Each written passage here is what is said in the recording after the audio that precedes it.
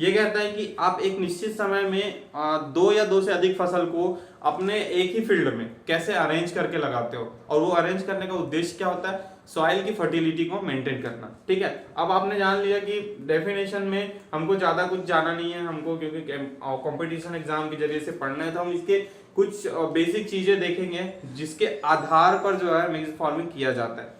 Mix farming करने का जो आधार होता है, जिसको हम प्रिंसिपल या सिद्धांत के नाम से जानते हैं, वो क्या होता है। प्रिंसिपल्स इसके कुछ इस तरीके के हैं, जैसे आप एग्जाम्पल से समझोगे, एक फील्ड है, इस फील्ड में हमको मिक्स क्रॉपिंग करना है। ठीक है, तो जहां तक हमको पता है हमारे इंडिया में भारत देश में जो मिक्स फार्मिंग है उसको अलग अलग तरीके से किया जाता है। अब हमारे अलग अलग राज्य होते हैं, उनमें अलग अलग क्रॉपिंग का जो सिस्टम है वो अलग अलग होता है। ठीक है, जैसे पंजाब में गेहूं ज्यादा उगाते हैं, तो वो जो है मिक्स फार्मिंग में गेहूं के बाद या गेहूं के साथ कुछ ऐसी फसल लेंगे जो उनके यूज होता है। वहीं अगर बात करें हम वेस्ट बंगाल की, तो वेस्ट बंगाल में राइस ज्यादा लेते हैं, तो राइस में जो मिक्स्ड फार्मिंग है, ज्यादातर तो वहां सिंगल राइस की क्रॉप लेते हैं, बट मिक्स्ड फार्मिंग में कुछ ना कुछ फसल जो है ऐसे लेते हैं जिससे कि उनकी जो फर्टिलिटी है वो मेंटेन रहे और उनको ज्यादा फायदा भी हो। जैसे मिक्स्ड फार्मिंग में गार्ड क्रॉपिंग जो होता है, गार्ड फार्मिंग जो होता है, तो गार्ड फार्मिंग में क्या करते हैं, हम गार्ड वाली फसल लगाते हैं जिससे हमारा जो मेन फसल हमारा लगा है वो बच सके। ये होता है मिक्स फार्मिंग। तो मैं समझाना ये चाह रहा था कि एक फसल है जिसमें हमने क्या कर दिया, एक तरफ हमने धान लगा लिया और वहीं अगर हमारा जो फील्ड बचा हुआ है, ठीक है, इसी तरफ बारिश में हमने मूंग लगा लिया, एक अलग अलग पट्टी में लगा लिया, समझ लेते हैं। ठीक है, और यहीं अगर हमको और ज्यादा कुछ बेनिफिट कमा रहा है तो इसका जो बंड्स है, मेड़ है, उस पर हमने कुछ ऐसी फसल लगा दी जैसे सैफफ्लावर। ठीक है, जिससे कि हमारा जो फसल है, मेन फसल है, वो एनिमल से भी बच जाए और जो है आपका फायदा भी हो जाए, मृदा की जो फर्टिलिटी है वो भी बनी रहे। इन सब उद्देश्य से मिक्स्ड फार्मिंग काम करता है। ठीक है, अब मिक्स्ड फार्मिंग में जो है इंडिया के अलग अलग स्टेट में इस तरीके की खेती होती है और किस आधार पर खेती होती है वो मैं आपको लिखाने जा रहा हूं। तो इसी को आप लिखेंगे। देखें, लेग्यूम क्रॉप आपको सबको पता होगा। लेग्यूम क्रॉप क्या होता है, दलहनी फसल। ठीक है, दलहनी फसल में आपका क्या आता है, चना, ठीक है, आपका अरहर, फिर आपका जो है दलहनी फसल में सोयाबीन भी आता है, लेकिन सोयाबीन जो है लेग्यूम क्रॉप की बात करें तो सोयाबीन आता है लेग्यूम क्रॉप में, लेकिन लेग्यूम क्रॉप जो है क्या आपका तिलहनी फसल है। इस बात को भी आपको यहाँ ध्यान रखना है। ठीक है, तो दोस्तों ये कुछ फसल है जो मिक्स क्रॉपिंग में हम यूज करते हैं, और इसका जो मैं पहला प्रिंसिपल आपको समझाने की कोशिश कर रहा हूं वो है लेग्यूम और नॉन लेग्यूम क्रॉप। ठीक है, लेग्यूम और नॉन लेग्यूम क्रॉप। अब ये लेग्यूम और नॉन लेग्यूम क्रॉप को आप जानते हैं बाखूबी, आपको पता है कि लेग्यूम क्रॉप जो होती है वो दलहनी फसल होती है, और दलहनी फसल बोलने का मकसद ये है कि इनके जो सीड्स होते हैं वो दो दाल में विभाजित हो जाते हैं। उसी तरह नॉन लेग्यूम क्रॉप जिसको अदलहनी फसल कहते हैं, उनका जो इम्ब्रो होता है सिंगल स्टोरेज फूड मटेरियल वाले इम्ब्रो होते हैं, जैसे आपका धान है ना। एग्जाम्पल में अगर आपको पूछ दिया तो आपको याद रखना धान। ठीक है, अब नॉन लेग्यूम और लेग्यूम क्रॉप का क्या सिद्धांत है भाई साहब, ये समझते हैं। लेग्यूम क्रॉप क्या होता है, जिसके अंतर्गत आपके जो जड़ होते हैं, जड़ों में नोडुलेशन का जो सिस्टम है, जिसमें आपका राइजोबियम बैक्टीरिया पाया जाता है, वो क्या करता है, नाइट्रोजन के स्थिरीकरण या फिर नाइट्रोजन के फिक्सेशन, जिसको इंग्लिश में कहते हैं, इसका जो है काम कौन करता है, लेग्यूम क्रॉप करता है। ठीक है, तो नाइट्रोजन को इसमें कम देना पड़ता है। जैसे कि अगर कोई फसल है लेग्यूम, कोई अदर फसल है, धान में हम लोग 100 किलोग्राम यूरिया दे देते हैं, लेकिन ऐसा लेग्यूम क्रॉप में नहीं करते हैं। इसमें हम सिर्फ और सिर्फ 20 किलोग्राम या 25 किलोग्राम ऐसे रेशियो में देते हैं। इसका अलग अलग रेशियो है, वो भी आपको याद करना एग्जाम पॉइंट ऑफ व्यू से। ठीक है, पहला प्रिंसिपल आपने समझ लिए, लेग्यूम क्रॉप और नॉन लेग्यूम क्रॉप लगाना है। लेग्यूम क्रॉप के एग्जांपल आपने समझ लिए, ये क्रॉप के एग्जांपल्स हैं, और नॉन लेग्यूम क्रॉप के एग्जांपल आपको पता होना चाहिए, धान, सरसों या फिर आपका सीरियल्स, जितने भी क्रॉप है वो नॉन लेग्यूम के अंतर्गत आते हैं। और इसको कैसे लगाते हैं हम, कि अगर हमने क्या किया, मिक्स फार्मिंग में एक लेग्यूम वाला फसल लगा लिया और एक नॉन लेग्यूम वाला फसल लगा लिया, फायदा क्या करेगा, नॉन लेग्यूम वाला फसल जो है उसमें तो नाइट्रोजन का स्थिरीकरण होगा नहीं, तो जो साइड वाला जो फसल है जो लेग्यूम है वो जो है नाइट्रोजन को एकत्रित करेगा और जो है अपने नॉन लेग्यूम क्रॉप को भी वो क्या करेगा, सुविधा प्रोवाइड करेगा या फर्टिलिटी उसको प्रोवाइड करेगा। तो इससे कॉम्बिनेशन से जो है हमारा फसल उत्पादन अच्छा हो जाता है। दूसरे प्रिंसिपल की बात करूंगा मैं, दूसरा इसका मेजर प्रिंसिपल्स है वो high water and low water use वाले फसल लगाना, ठीक है, high water plus low water, लो वाटर। अब ये हाई वाटर और लो वाटर वाले फसल क्या होते हैं यहीं पे समझते हैं हम। धान जो है इसमें लगभग जो है 1000 से लेकर के 1100 mm वर्षा ही या रेनफॉल की जरूरत पड़ती है, ठीक है। ये ज्यादातर इरिगेटेड एरिया पे किया जाता है, जो राइस का जो क्रॉप है उसको इरिगेटेड एरिया पे लगाया जाता है और कुछ क्षेत्रों में नॉन इरिगेटेड एरिया पर भी लगाया जाता है। तो हाई वाटर यूज वाला फसल जो है धान है, और लो वाटर यूज वाला फसल जो होते हैं जैसे ज्वार, सोरगम, ये सब जो है लो वाटर जिसमें कम पानी की जरूरत पड़ती है। तो ये भी दूसरा प्रिंसिपल था। ये प्रिंसिपल काम कैसे करता है, अगर आपने हाई वाटर वाले यूज वाले क्रॉप लगा लिया, फॉर एग्जांपल धान ही को आपने लगा लिया फील्ड में, तो धान क्या करेगा, बहुत ज्यादा पानी लेगा, ठीक है। हम कहते हैं कि जो धान होता है, धान के फील्ड में 3 सेंटीमीटर का जो पानी होता है वो ऑलवेज होना चाहिए ताकि उसका ग्रोथ अच्छे से हो सके, क्योंकि वो सबमर्ज क्रॉप है तो उसको पानी की जरूरत पड़ती है। ऐसे फसल को आपने लगा लिया, उसके बाद आपने साइड में क्या कर दिया, लो वाटर वाली फसल को लगा लिया। इससे फायदा क्या हुआ, जो लो वाटर वाली फसल है उसको तो पानी देना ही नहीं पड़ेगा, क्योंकि आपने हाई वाटर वाली जो फसल लगाई है, धान या फिर और कोई भी एग्जाम्पल के लिए कोई भी और फसल लगा लेते हो, तो ऐसे फसल को आप क्या करते हो, ऐसे फसल को आप लो वाटर फसल में जोड़ देते हो। तीसरा जो प्रिंसिपल्स है हमारा मिक्स फार्मिंग का वो है जीरो कंपटीशन। जीरो कंपटीशन से हम क्या समझते हैं, अगर हमने किसी खेत में 2 फसल को लगा लिया तो उसमें जो न्यूट्रेंट है उसके लिए ये दोनों फसल कंपटीशन करेगा कि उनका जो न्यूट्रेंट है अगर नाइट्रोजन है तो वो दूसरा फसल लेगा, तो क्योंकि समान मात्रा में डिस्ट्रीब्यूट होगा। तो ऐसे कंपटीशन वाली फसल को हमको नहीं लेना है, हमको जीरो कंपटीशन वाली फसल लेना है। मतलब कि उनका जो खाद देने का या खाद लेने का, एब्जॉर्ब करने का जो फिनोमिना है वो अलग होना चाहिए और हमारा जो दूसरा फसल है उसका अलग होना चाहिए। कंपटीशन बिल्कुल नहीं होना चाहिए, अगर कंपटीशन होगा तो उत्पादन उतना नहीं मिल पाएगा। चौथा जो प्रिंसिपल्स है इसका वो है चौथा प्रिंसिपल्स के अंतर्गत आपका आता है सॉइल इरोजन को कंट्रोल करने वाली फसल लगाना।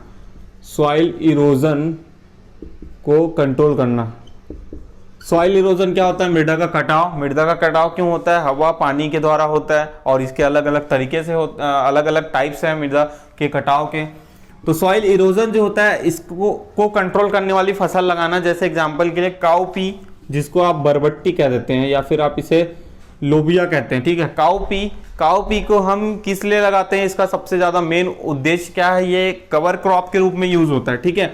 आपको क्वेश्चन आ सकता है, यहाँ पर आपको ध्यान रखना है, कवर क्रॉप के रूप में यूज होता है। और दूसरा जो है सॉइल इरोजन को कंट्रोल करने के लिए इसका उपयोग होता है। जैसे सॉइल इरोजन को कैसे कंट्रोल करता है आप यहाँ पे समझिएगा। ये फील्ड है, इस पर हमने क्या लिया है, काउपी लगा दिया, बहुत सारा क्या है, काउपी की खेती कर दी है। तो काउपी क्या करता है, इसका जो ब्रांचिंग होता है वो पूरा मृदा को, जो सॉइल होता है ना, उसको पूरा ढाक लेता है। अब सॉइल को उसने क्या कर दिया, अपना कवरिंग उसने सॉइल पर डाल दिया, तो जो बारिश का पानी आएगा जो डायरेक्ट जो है इसकी पत्तियों पर पड़ने वाला है, वो जो है पत्तियों पर पड़ने की वजह से जो है सॉइल पर डायरेक्ट नहीं पड़ता, तो इसका जो कटाव है, जो मिट्टी का कटाव है वो रुक जाता है, ठीक है।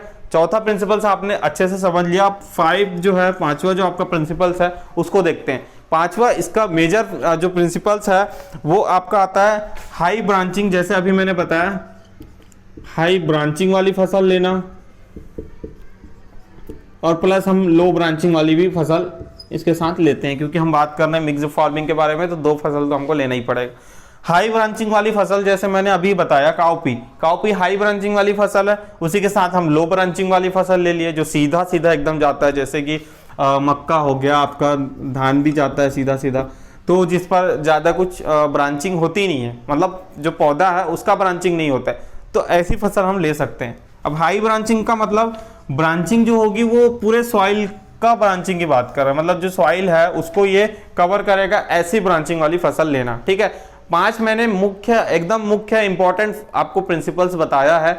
बाकी आप जब पढ़ने चलोगे मिक्स्ड फार्मिंग को, चाहे कोई भी बुक्स में पढ़ने चलो, तो उस पर आपको क्या देखने को मिलेगा, आपको बहुत सारे फायदे नुकसान देखने को मिलेगा। लेकिन दोस्तों मैं ये कहना चाहता हूँ, मिक्स्ड फार्मिंग के अगर आप प्रिंसिपल्स को समझ लेते हो तो आपको लाभ और हानि के बारे में ऐसे ही समझ में आ जाएगा। जैसे मैं एग्जाम्पल के लिए बात करूँ, जो मिक्स्ड फार्मिंग है उसके एडवांटेज क्या हो सकते हैं।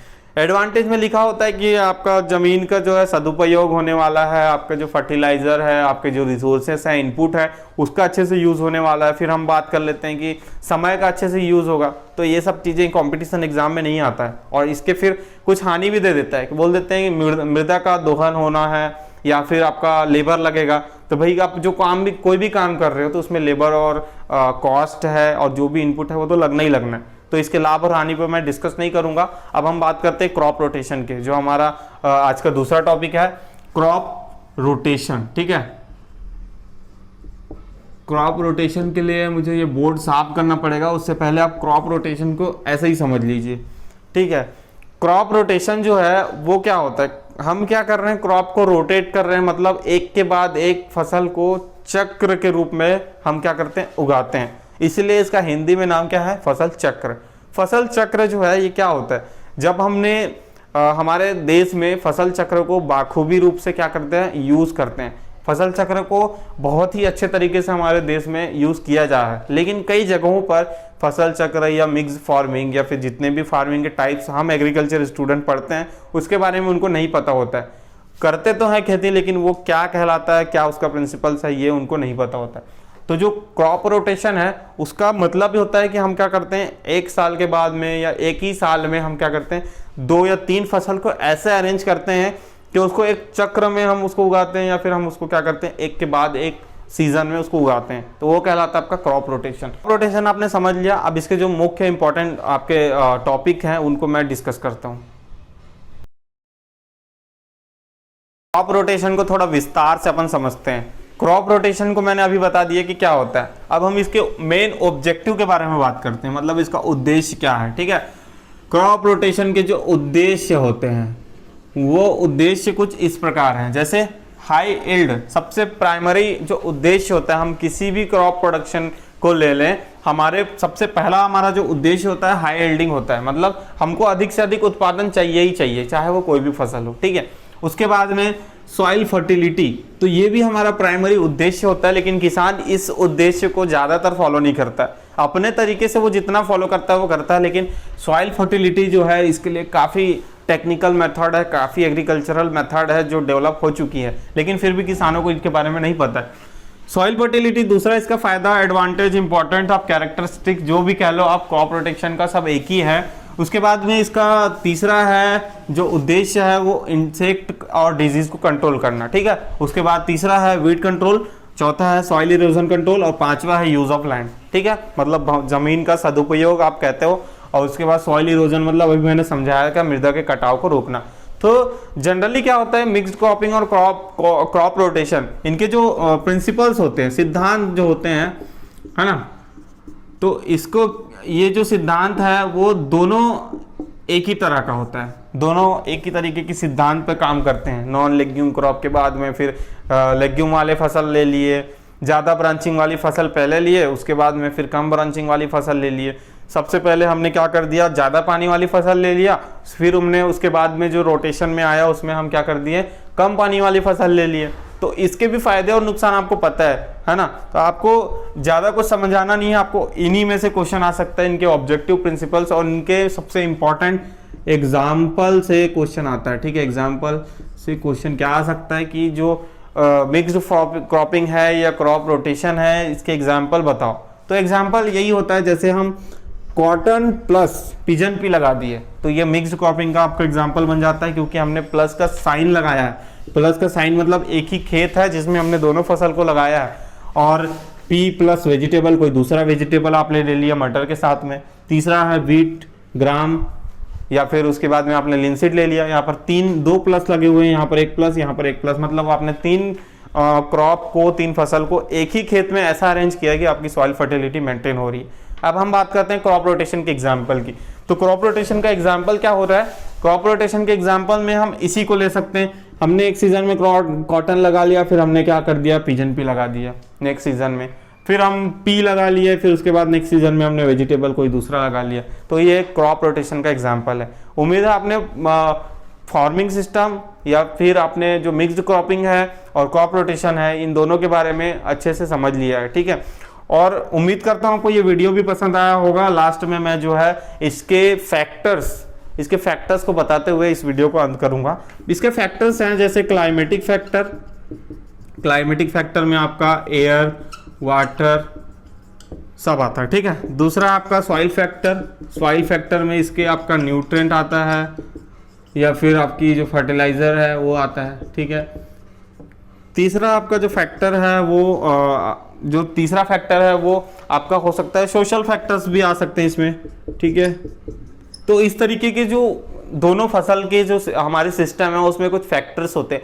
फैक्टर्स क्यों इंपॉर्टेंट है, इनको जानना क्यों इंपॉर्टेंट है, क्योंकि देखो कोई भी फैक्टर्स होता है हमारे क्रॉप को या हमारे क्रॉप के एल्ड को बहुत ज़्यादा नुकसान करता है, बहुत ज़्यादा अफेक्ट करता है। वो फैक्टर कुछ इस तरीके के हो सकते हैं कि क्लाइमेटिक फैक्टर्स में अगर आपके खेतों में कभी ओला पड़ गया, पाला पड़ गया या फिर कभी सूखा पड़ गया, अचानक से पानी ही नहीं गिरा, तो ऐसे जो फैक्टर्स है वो क्लाइमेटिक फैक्टर के अंतर्गत आते हैं। और क्लाइमेटिक फैक्टर को हम सब जानते हैं कि इसको कोई कंट्रोल नहीं है, इस पर कोई कंट्रोल नहीं हो सकता, ठीक है। दूसरा हमारा फैक्टर आता है सॉइल फैक्टर में न्यूट्रिएंट और फर्टिलाइजर जो है उसको हम कभी कंट्रोल नहीं कर पाएंगे, क्योंकि अगर हम किसी भी फसल में बार बार फसल उत्पादन कर रहे हैं, कोई भी क्रॉप ले रहे हैं, तो उसमें जो फर्टिलिटी है वो तो रिड्यूस होगी ही होगी। बात आती है हमको कैसे मेंटेन करना है, तो उसके लिए अलग अलग टेक्नोलॉजी यूज़ हो रही है, वो आपको किसी और लेक्चर में हम बात करेंगे। और तीसरा है आपका सोशल फैक्टर। तो सोशल फैक्टर में बहुत सारे सोशल फैक्टर्स हो सकते हैं, वो भी आप पढ़ के समझ जाएंगे, ठीक है। तो आज हमने बात किया मिक्स क्रॉपिंग क्या है, क्रॉप रोटेशन के उद्देश्य क्या है, प्रिंसिपल्स क्या है, लाभ क्या है, हानि क्या है, कुछ मेजर चीज़ें हमने देखा। और एग्जाम पॉइंट ऑफ व्यू से मेरे को लगता है इतना काफ़ी सफिशिएंट है। आपने वीडियो पर बने रहे, आपको धन्यवाद। और आप इस चैनल में अगर पहली बार आए हैं तो चैनल को सब्सक्राइब कर लीजिए और अपने दोस्तों साथियों जो एनएससी की तैयारी कर रहे हैं, जो जनरल एग्रीकल्चर की तैयारी कर रहे हैं, उनको कहे कि आप जो है चैनल को सब्सक्राइब करें। और आपको सबसे इम्पोर्टेंट बात बता दूं, हम जो है इस तरीके की जो मेहनत कर रहे हैं, आपको फ्री में जो कोचिंग प्रोवाइड कर रहे हैं एग्रीकल्चर के, इसके लिए आप हमारी सहायता या फिर आप हमारा सपोर्ट कर सकते हो डोनेशन के माध्यम से। डोनेशन का लिंक जो है हमारे डिस्क्रिप्शन पे दिया हुआ है। अगर आप चाहते हैं, अगर आपको हमारे लेक्चर्स पसंद आते हैं, तो आप हमें डोनेट भी कर सकते हैं। वीडियो में पढ़ाए गए सारे लेक्चर PDF नोट्स आपको dhanukaagri.com में मिलेंगे। कॉम्पिटिटिव बुक हो गया, ICAR JRF CET के YouTube videos, articles, agriculture notes, PDF, PPT, handwriting notes and notification. आप हमें सोशल मीडिया पर भी फॉलो कर सकते हैं, जैसे हमारा लिंक है टेलीग्राम के लिए Indian agriculture student group, and Facebook group में आपको ICAR JRF plant science Indian agriculture. Instagram page पर आप हमें फॉलो कर सकते हैं, धनुका एग्रीकल्चर के नाम से हमारा पेज है।